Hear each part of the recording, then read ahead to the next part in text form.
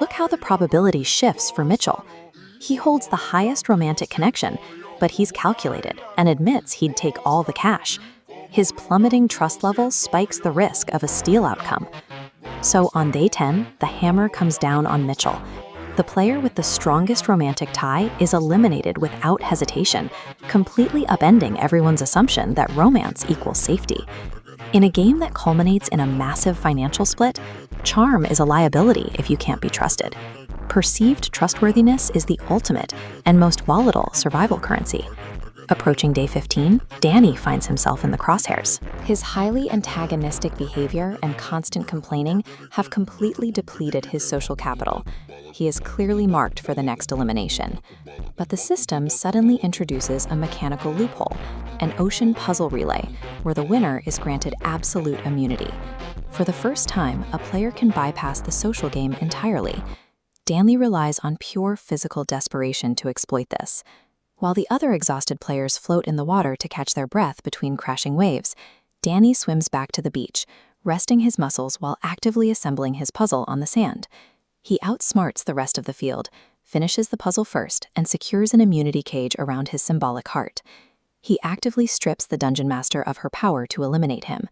But because Danny forced his own survival, the system demands an alternate casualty.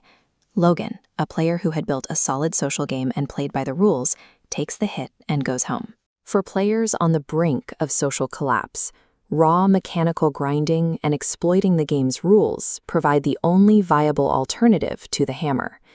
As the player count dwindles to just 3 men, the environment becomes suffocating. The players enter a complete information vacuum. The stress of repeatedly sending people home finally breaks the Dungeon Master's patience. Ashley isolates herself, completely cutting off the social feedback loop the surviving men rely on to gauge their safety. Plunged into silence, Danny, Gary, and Derek turn inward. They begin to overthink every past conversation, question their alliances, and heavily rethink their endgame strategies for the final prize. That mental exhaustion compounds the physical toll. The Day 20 challenge requires the men to stand on narrow wooden platforms in the ocean, shifting the game from calculated strategy to a test of raw, brutal endurance. The weeks of grinding wear them down. Just 35 seconds into the challenge, Derek loses his footing and plummets into the water below. Conquering the island requires a synergy of social manipulation, tactical cunning, and raw physical endurance. By the final days, only the players who balance these 3 systems remain standing.